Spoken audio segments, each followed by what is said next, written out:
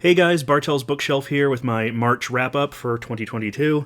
I'm sorry this has taken me so long to get out. I've had motivation problems, mental health stuff, typical, you've heard me talk about it before. Don't want to get into that. But yeah, I'm finally getting this done.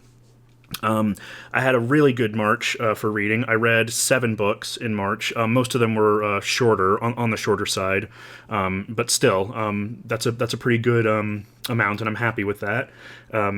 I don't know if I'm quite out of the slump yet, at least not compared to last year. Last year I was reading like 10 books a month, But still, I'm doing a lot better than I was at the beginning of the year. So most of these, I got these from the library, or I sold them after I finished reading them to half price, so I don't have a lot of them to show you.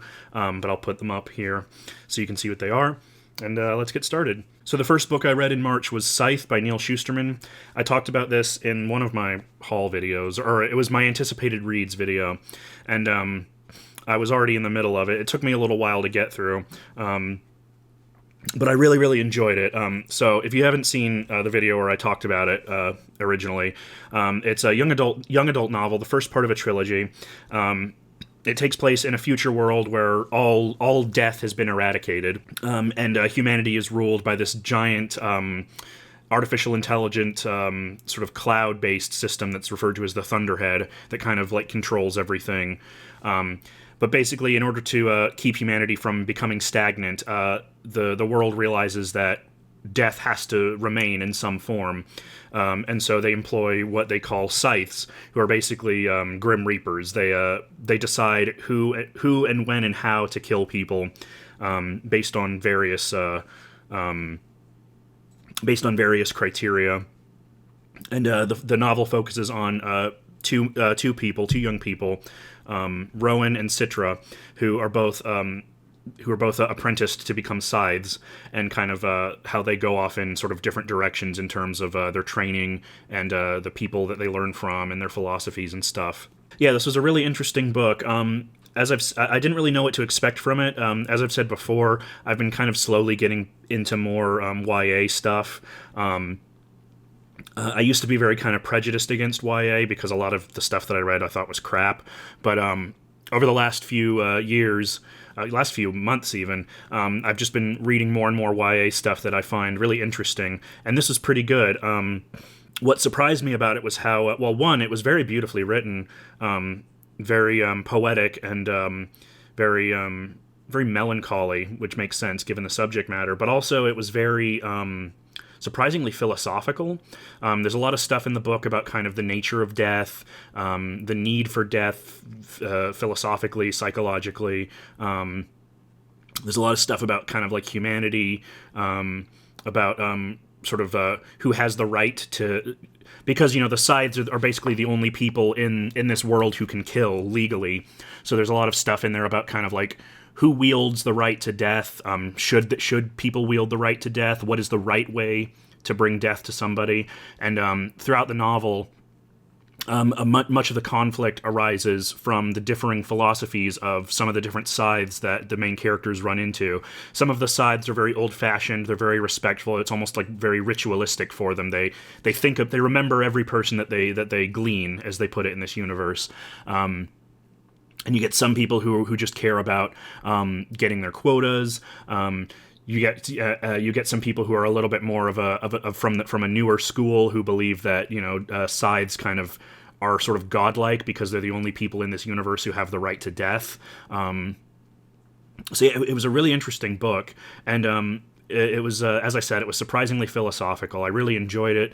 I don't know when I'll get to the other ones, but my friend Laura has already read the entire trilogy, and she loved it, so I will get to it eventually. And I have a bunch more Neal Shusterman as well that I want to get to now, especially now that I've read this. Because this was it was a really good read. It was fascinating. It was beautifully written. It was philosophical. It was cool too. There's just lots of like badass combat scenes and stuff like that.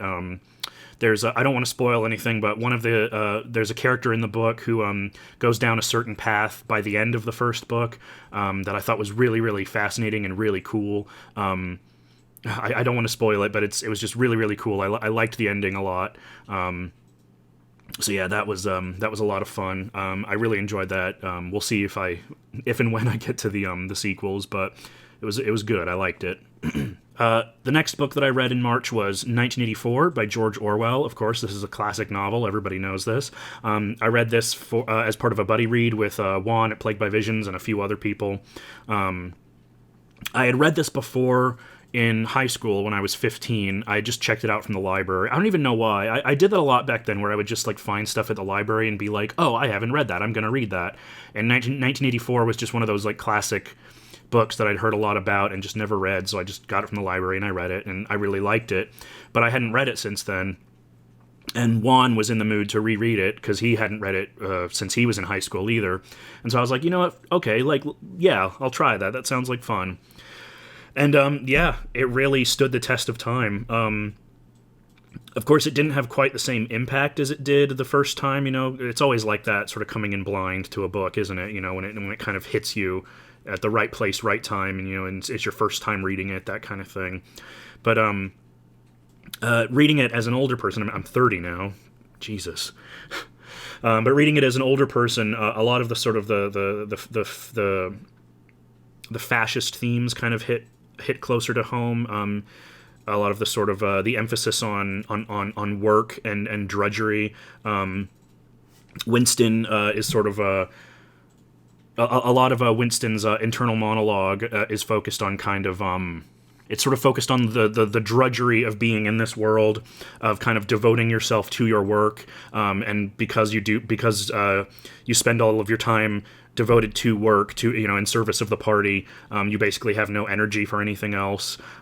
Just a lot of the more sort of political, philosophical themes I thought were really fascinating. And it's very interesting to see how sort of people can interpret it in multiple ways. In fact, there's an afterword at the end of the edition that I read where it talked about the mistake of trying to categorize 1984 as a specific indictment of a specific political belief. You know, people always say like, oh, it's against socialism, it's against fascism, it's just against oppression, really. And the ways that people can use different philosophies, political philosophies, to oppress people. I mean, in the novel itself, Orwell frequently talks about the history of Oceania and how the leaders of Oceania used the ideas and the terms of English socialism to kind of warp it into what they needed it to be in order to oppress people. So really, I think it is very reductivist. Is that the right term? Reductivist?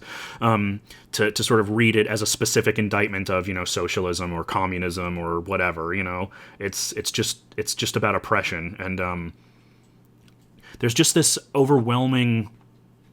The thing that I picked up on the most on this reread was a couple things. It was just this overwhelming sense of melancholy, which I sort of course, I mean, that's part of it's a dystopia. It's meant to be depressing, but there was just this sense of like just oppressive, like inescapable sadness and melancholy that was just really, it made it kind of a tough read, but a fascinating one. And the other thing that I thought was really interesting that I didn't really pay attention to at the time was how it uses sort of sex as an act of transgression. So you have Winston and Lisa, his sort of lover, who works for the Anti-Sex League, but she ends up having a trysts with him, you know, where they sleep together and stuff. And she talks about, there's a monologue that she has, or a scene where she talks about sex as a political act, as an act of transgression, of sort of taking away the state's right to your body by willingly giving it to someone else in this like intimate setting. You know what I mean? I just thought that was really fascinating. And overall, it was just it was a really good read. It stood the test of time. It's a deserved classic. I really enjoyed reading it. I have a copy of George Orwell's Down and Out in Paris and London, so maybe I'll read that at some point. I don't know, but yeah, it was a good one. It's a deserved classic, in my opinion. The third book I read in March was I Hate Myself and Want to Die, The 52 Most Depressing Songs You've Ever Heard by Tom Reynolds. This was another reread for me. I don't know.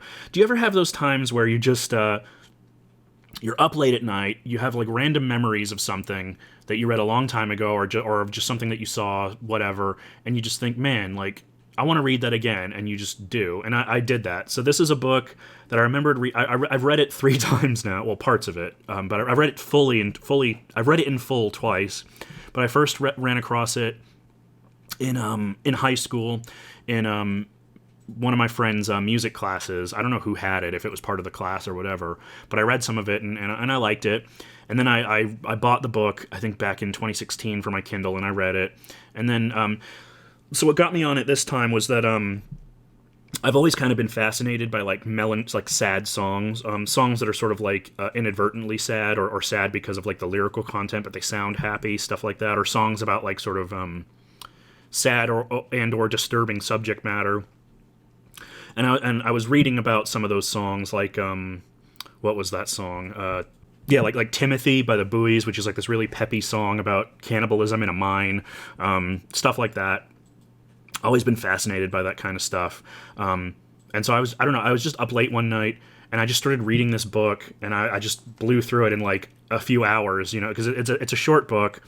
And as it says, it's this writer's 52 list of the 52 most depressing songs. And on this reread, I basically had a lot of the same thoughts that I had on my first read. Some of it's really, really funny. Some of it's really insightful and kind of, or not insightful, but it's incisive and cutting. It made me chuckle. The main thing that kind of ruined it for me was that a lot of the songs that he talks about weren't really depressing. They were more so just very maudlin, like I Will Always Love You by Whitney Houston, Honey by Bobby Goldsboro, Don't Cry Out Loud by Melissa Manchester. It's stuff that's like the lyrical content, like it is sort of wistful and sad, some of it, but it's more just like overwrought and like melodramatic. And there kind of seemed to be like sort of a mixed signals, whereas like it seemed like he wasn't so much interested in talking about depressing songs as he was talking about songs that tried to be depressing or tried to be deep and were just maudlin and sappy, which was okay, but that wasn't really what I wanted, what I was expecting out of a book like this. But there were some like really like deeply fucked up songs that he talked about that the first time I read it I hadn't heard of. One that he talked about was DOA by the band Blood Rock, which was a sort of hard rock song from the 70s that's this like really haunting description of a guy who's like slowly bleeding out and dying after a plane crash. I've listened to that song a few times since discovering it because of this book, and yeah, it's fucking just it's creepy. it's fucked up. There are some really interesting sections as well. There was one where he talked about songs that have sort of very peppy sounds but very depressing lyrics, and I enjoyed that. There was a Bobby Darin song called Artificial Flowers that was like about this Victorian girl who like freezes to death one winter. Stuff like that, where it's just like, it's kind of like, it's so fucked up, but like the song itself is like so happy, and I enjoy stuff like that. But as for the book itself, it led me to some interesting things, as I mentioned, but I think as a book, it's just okay. The copy that I read on my Kindle was loaded with grammatical errors. It was very badly edited. There was some misspellings. There was some really, like... the version that I read originally was a paperback version, and that had some... I noticed there were some differences between that version and the Kindle version. The Kindle version had some, like, updated cultural references, like it references Frozen at one point, which just seemed, like, really out of place and stupid to me. And a lot of it just kind of, after a while, it just kind of feels like a snooty music blogger, like, bitching about songs he doesn't like, which can be okay for a little bit, but it's not really, like... I didn't find it particularly scintillating reading. It was very... like, it wasn't terrible, but it's just very light, frothy... just turn your brain off. Like, it was very bite-sized. Each section, each song that he writes about gets maybe like 2 to 3 pages each for a write-up. So it's just a very quick read. It passed the time. It reminded me of all these old songs that I had sort of forgotten. So I enjoyed that aspect of it. But I don't know if I'd recommend it. But if you're into that kind of thing, if you like music writing and stuff like that, you might get something out of it. I don't know. And then the fourth book I read in March was This Bridge Called My Back, Writings by Radical Women of Color, edited by Cherrie, Moraga, and Gloria Anzaldua. I'm sorry if I'm mispronouncing that. I'm going to be kind of like, I don't. Okay, so I mean, it is what it says. I've mentioned before on this channel. I've been sort of trying to be more aware of things, sort of culturally, socially, social justice, that kind of stuff. Trying to sort of like learn more about sort of the struggles of minority groups, of people of color, that kind of thing. And this has sort of been seen as kind of a seminal text in that. In that sort of space of, you know, writings of women of color. I believe this was originally published in 1979 or 1980, somewhere around there. But the version that I read was I believe it was the 30th anniversary edition, something like that, published in 2015, which had some sort of like updated footnotes and things like that, and like little introductions to kind of give you some historical context.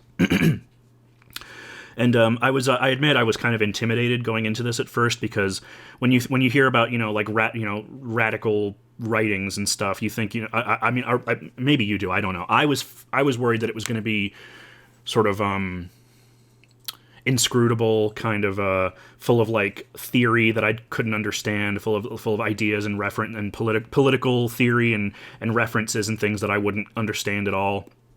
But it wasn't like that at all. It was very moving. It was very beautiful in parts. It was very sad in parts. I can't really get into like the more deeper political, social themes of the book because I'm not smart enough to talk about that. But I just thought that one thing that really appealed to me about it was that there was a lot of anger, of course, justified anger in the book. Lots of stuff about, you know, racism, homophobia, that kind of thing. But one of the things that I thought that kind of like really pumped me up about it, or made it easier going for me, was that there was also a lot of love and tenderness and togetherness and unity.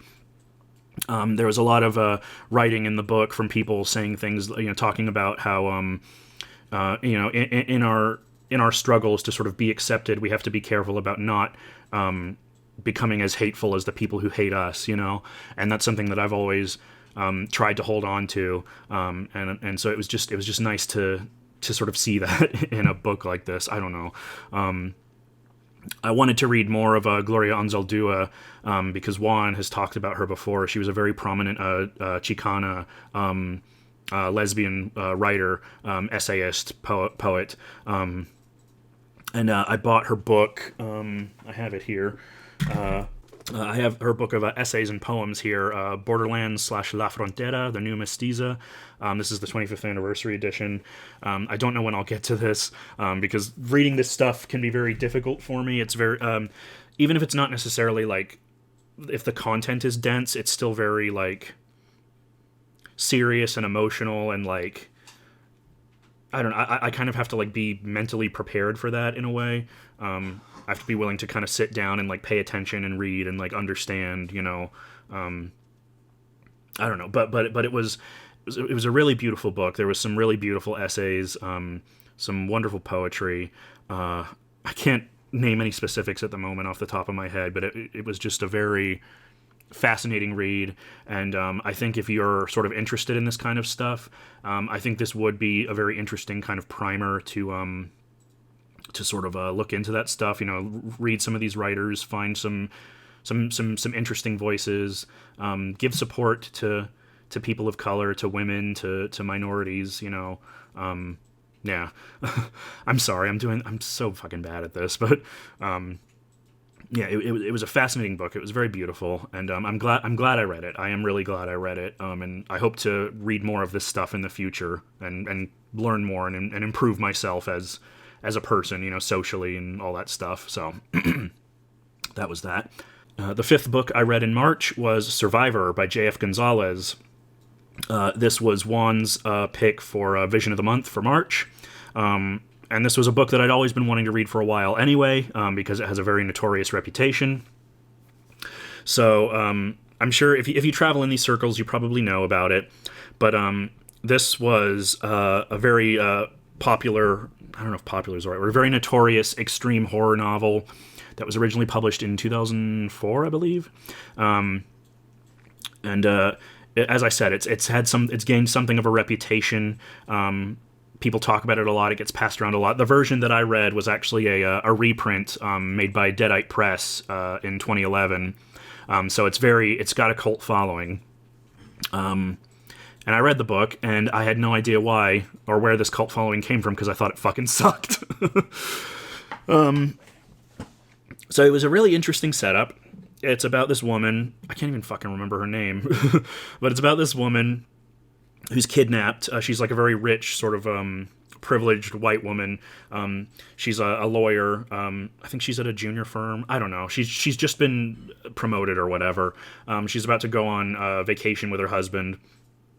And she's kidnapped by these like dudes who basically want to use her as a victim for a snuff film.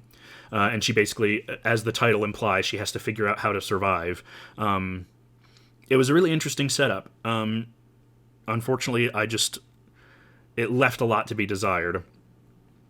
So, hearing about a book like this, you would think that, it would either be just a bunch of, like, insane, bizarre bullshit, just balls to the wall, like, throwing, kind of like Wrath James White, throwing everything at the wall no matter what sticks, just going completely crazy, using, this bizarre, fertile imagination to conjure up these fucked up scenes of grue and horror and violence and all that. Or you would expect it to be, something like The Girl Next Door, where it's very like harrowing and sort of cuts to the bone and finds some very dark truths about humanity within that. It was neither of those things. It was fucking boring. So the main thrust of the book is about the main character dealing with these. So it's kind of. It's kind of more of like a potboiler thriller than like an extreme horror novel. It's really more trying to like get like suspense out of this like fucked up situation, like because at one point, spoilers if you don't want to know, but at one point at the end of the first part of the book, she escapes the guys, and the sort of rest of the book is about her, sort of one feeling guilty about what happened to her, and two, sort of fretting about, these guys who are eventually going to come after her, and that's kind of the thrust of the book. And this, like, the middle part of the book is just so goddamn boring. Like, it was just so... The main thing was that it was just so poorly written. Like, the vibe of it had the sense of, like, a fucking... like a 15-year-old edgelord, writing something on Fiction Press, about, like, how dark and twisted the world is, like, there's this character, one of the characters is this guy named Animal, who dresses in, like, this full gimp suit, and he has an entire chapter where he just tells the main character his entire sexual history and, like, why he kills people and stuff, and it's literally... it's that fucking meme of like, like there's a darkness inside me. I'm so twisted and awful and dark and fucked up, I scare myself sometimes, like it was so corny and so stupid, and all the characters are fucking idiots. Like, there's this one bit where they take the main character to go... What the fuck was her name? I don't even remember. That's how much of a fucking impression it left on me. But there's a scene where they take her to go to the bank to withdraw her all of her savings because she, like, wants to exchange money for her life, basically. And later on, after she escapes, one of the guys is like, "Oh, like she saw Animal's face," and it's like, bro, Animal walked into a bank full of security cameras and people while she did this transaction. Like, you don't have to worry about her seeing your face. You have to worry about all the fucking cameras seeing your face, you fucking idiot, Just stuff like that. And, like, the whole, I don't know, just the characters do things because the plot requires them to. The writing is stilted. The dialogue is tin-eared and horrible. The only time it kind of came alive was towards the climax when things kind of ramped up a little bit. And there was this one character who's like this psycho grandma who's like a sadist and like kills people and like eats their eyeballs and stuff. That was a little tiny hint of like sort of the gonzo craziness that this book could have been, but it wasn't enough. I just didn't. After the whole thing, I was just baffled more than anything, like this is what everyone's been talking about. This is what everybody has been like. I've seen people on BookTube like praising this as like this notorious like incredibly disturbing book, but like it wasn't. It was just bad. It was just lame. Like, I don't know, you know. But some people disagree. I mean, people obviously really like the book. I mean, it's got a reputation for a reason, I guess. But so I don't know. Maybe I just wasn't in the right headspace or something. I don't know. I just thought it was bad. Honestly, it was one of the worst books I've read in a while. Honestly, I just didn't get it, and I sold my copy immediately after I finished reading it. So yeah, sorry to all the extreme horror fans out there, but I don't get it. Sorry. So the next book, the sixth book I read in March was Jirel of Joiry by C.L. Moore. This is a collection of 5 dark fantasy novellas that were published from 1934 to 1939 in Weird Tales. Michael K. Vaughan reviewed this a couple months ago for February Fantasy, and he praised it. And I'd had a copy for a really long time, this old beat-up Ace paperback, and I'd never read it, and I love sword and sorcery. And what fascinated me about it was that the main character was a female swordswoman, I don't know, a female warrior, in the 30s, you know, from a time when, you know, there weren't really any women warriors in fiction. You know, this is before Wonder Woman and all that stuff. Yeah, this was a really, really fun book. It's not, I didn't find it necessarily life-changing or anything. Like, it wasn't, you know, it's not on the level of, like, Robert E. Howard or something like that. But as Vaughan said in his video, the main thing that really attracted me about these stories was the imagination, just the dark, fantastical imagination of them. So they're about Jirel, who is a warrior of this place, this kingdom, or this castle, whatever, called Joiry. And each novella is kind of just about the various scrapes and adventures that she gets into with various people.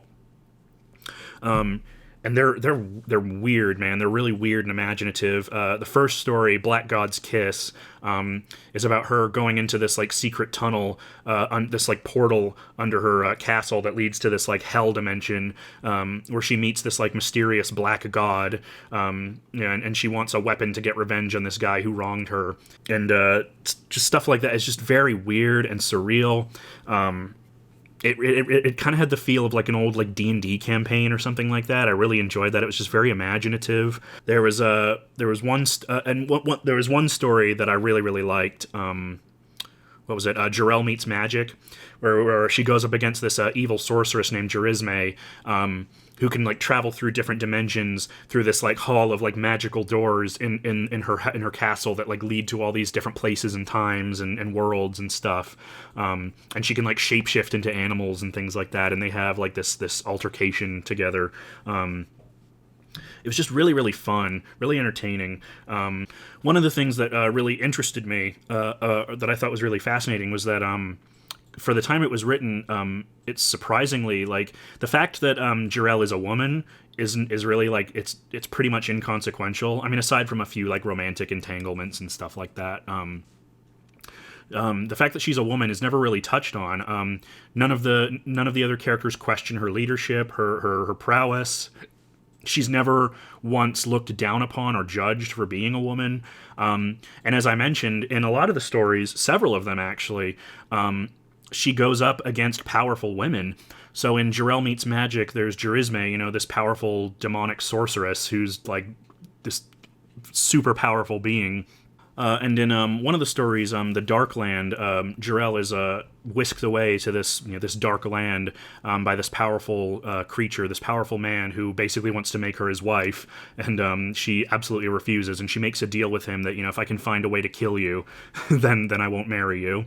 And in that story, she runs into this this like white witch character who's this like really grotesque, haunting sort of a extra-dimensional being. She's basically like a god, and they have an altercation. They sort of butt heads, and in a way, like she's more threatening than the guy. So that was something that I found really fascinating, was that Jirel frequently goes up against other powerful women in these stories and holds her own, and the women hold their own too. That was really, really interesting. I really liked it. And again, it was just very imaginative, very, like I said, it wasn't like super complex or anything like that. It wasn't like Robert E. Howard, like very, philosophical or whatever, but it was just very imaginative. It was very fun. It was just really kind of refreshing in a weird sort of way. Like, it was just nice to read, like, just really fun, interesting, imaginative, adventurous fantasy stories with this really strong, powerful woman, it was just a great time. And I wish C.L. Moore wrote more of Jirel's adventures, but unfortunately we only got these 5 novellas. But they were really good. If you're into like sword and sorcery, like classic fantasy type stuff, I would recommend it. It's very entertaining. There's lots of just fun ideas, fun characters, just exciting adventures.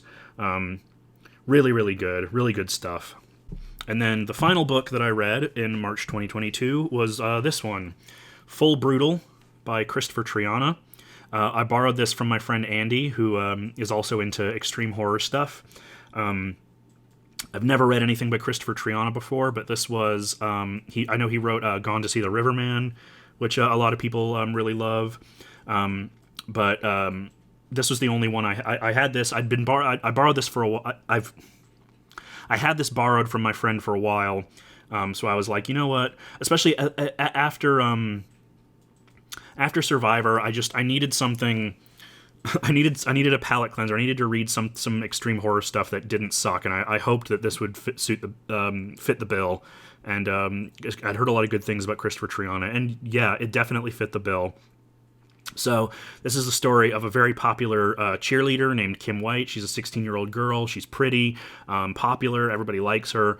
But inside, she's a very deeply, deeply disturbed, psychotic young girl. And basically, the premise of the book is her sort of slowly destroying people's lives around her, just basically for the sheer fun of it. So it starts out with her seducing one of her teachers and having an affair with him, and then she sort of like starts dangling that affair over his head. She starts hanging out with the teacher's daughter and family just to kind of like needle him. And then she becomes more interested in the daughter and starts working to kind of destroy her life. As the title puts it, things get very, very brutal. So one of the things that surprised me about this was that it's actually it's a very interesting dichotomy in terms of the way that it's written, in that it takes place in a world where, the characters are all kind of like airheaded teens, and that's reflected in like the dialogue and like some of the things that they do. But Kim's like internal monologue, narrative voice is very dark and poetic and weirdly like philosophical and kind of it gave me like very much like American Psycho meets like Mean Girls vibes. And it was just there was just something so fascinating about reading a book about a character that is just so unhinged and depraved and just no moral compass whatsoever, and is just ready to like destroy these people's lives just because she wants to, because it makes her feel good, because it's entertaining, just because. There really is. There's no sympathy for her. She's not she's not an anti-heroine. She's not sympathetic in any way. She's just she's one of the meanest, like most sadistic, most cruel, most evil people I've read about in a long time. And the fact that it's this beautiful 16-year-old girl just makes it all the more fascinating. And for me, like there was almost something cathartic about reading a story like this with all these sort of vapid dumb high school kids, and seeing this girl who's sort of like part of that clique just kind of tear it all down from the inside, just for the fuck of it. And there's sort of a rubbernecker kind of thing, like where it's like a car crash, you can't look away, or it's like, how far is she going to take this? So it was just really fascinating. And it definitely gets very, very brutal, much more so, I felt, than Survivor. And the fact that it's actually written well makes the scenes of brutality that much more, affecting. There's a scene where she kills someone in a bathroom that's like horrid. But it's also really funny too. Like there's a lot of black comedy similar to American Psycho. There's a lot of black comedy kind of in the way that she's portrayed, her friends are portrayed, that kind of whole just high school world, that privileged like high school world. There's one bit where she finds out she's pregnant by her teacher that she's been having an affair with, and she says, why do bad things always happen to me, just stuff like that. It's just a really, really fascinating read, really, I don't want to say entertaining, but it was definitely, it was propulsive, it was gory, it was well written.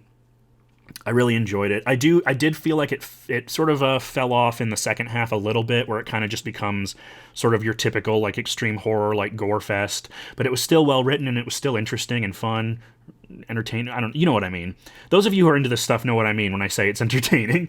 But yeah, it was definitely. I'm very glad I read it. It was a breath of fresh air after Survivor. Like fucking Survivor makes this look like fucking, I don't know, like War and Peace or some shit. Like, this is a work of art compared to Survivor. So yeah, I really liked it. It was really entertaining.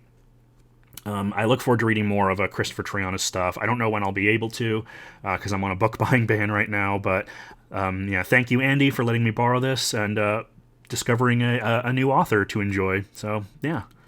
So yeah, that was everything that I read in March 2022. I hope you guys enjoyed, and I'm sorry again for taking so long to get this out, but you know how it is. I hope to actually get some reviews up soon. There's a couple books that I finished recently that I wanted to talk about. But in the meantime, I hope you guys enjoy. Have you read any of these books? Do you like them? Did you not like them? Talk to me, as I always say. So yeah, I hope you guys enjoyed, and I'll see you later. Bye.